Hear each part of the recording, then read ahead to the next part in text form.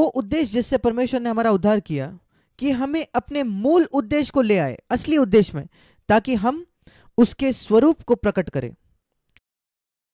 और जब यीशु मसीह इस पृथ्वी पर था, उसने पिता का स्वरूप बिल्कुल सिद्ध तौर पर प्रकट किया, और वो इस वजह से उसने हमें बुलाया है कि हम उस स्वरूप को प्रकट कर पाए अधिक और अधिक मात्रा में।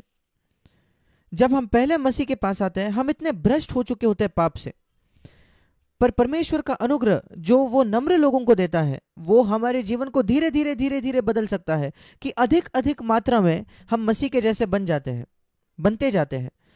उद्देश्य हमारे उद्धार का कि हम अधिक मसीह के जैसे बने।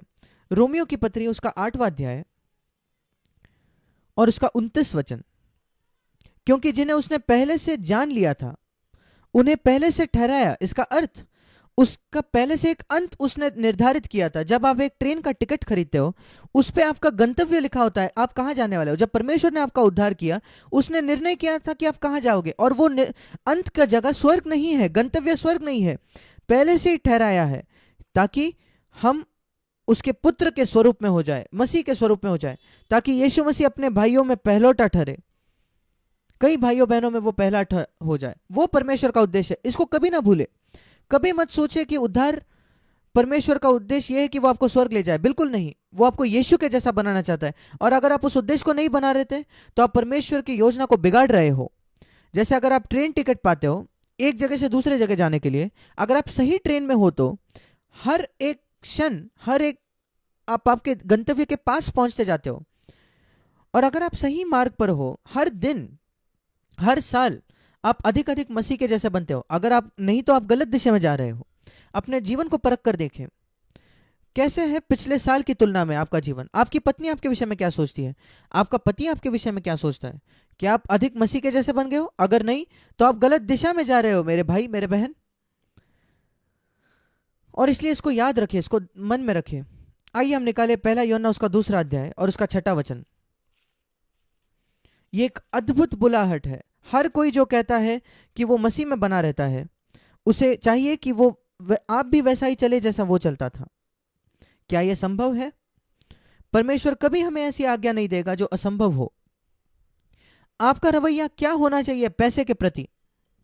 वही रवैया जो पैसे का यीशु का पैसे प्रति था, वो हमारा लक्ष्य है।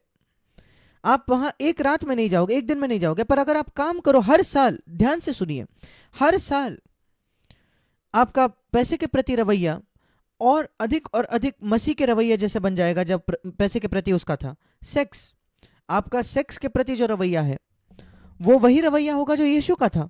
यीशु मसीह कभी विवाहित नहीं था, पर वो सब बातों में परखा गया। बाइबल बताता है बिल्कुल हमारी तरह वो परखा गया।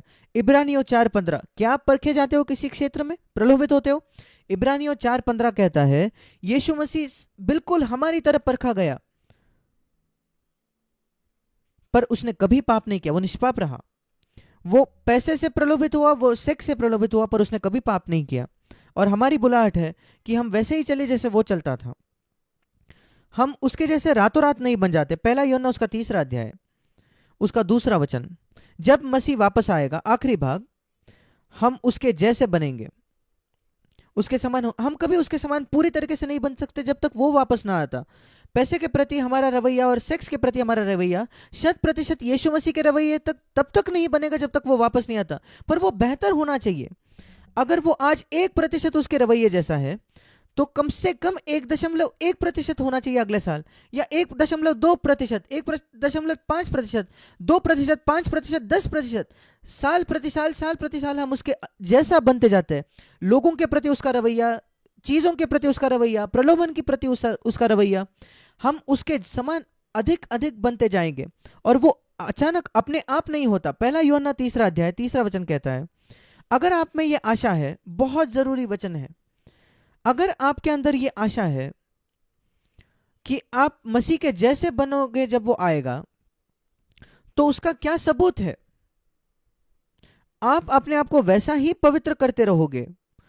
अब बाइबल कहता है कि यीशु मसीह का लहू हमें शुद्ध करता है। ये परमेश्वर का काम है।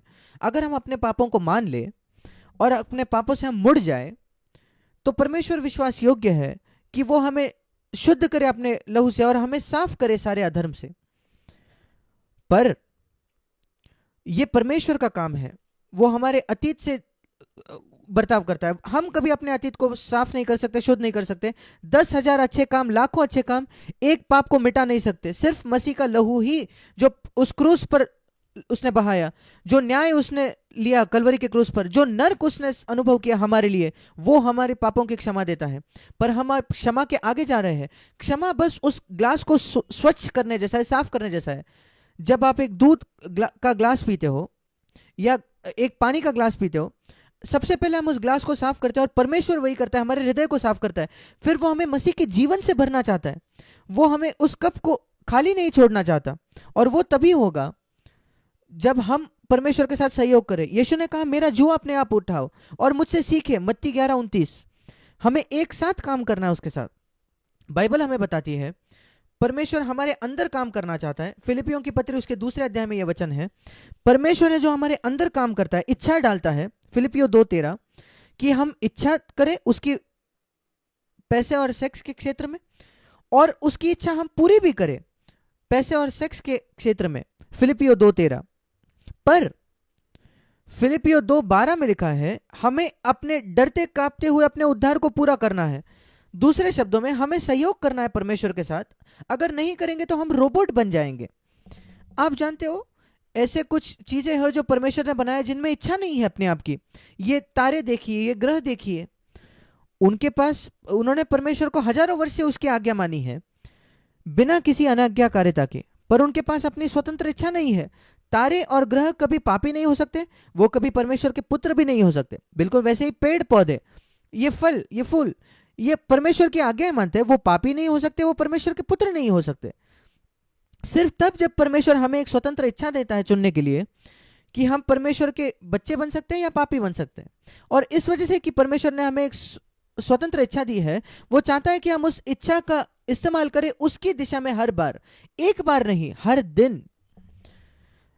एक अच्छा विवाह, एक अच्छी शादी, वो एक अच्छे विवाह से शुरुआत नहीं होती। एक अच्छा विवाह होना अच्छी बात है कि आप पहले दिन एक दूसरे से प्रेम करते हो जब आपका शादी हो रहा है, पर एक अच्छा शादी एक दिन प्रतिदिन होना चाहिए। जब पति पत्नी अपने आप को इनकार करते हैं, उनका एक अच्छा खुशहाल शादी होती है।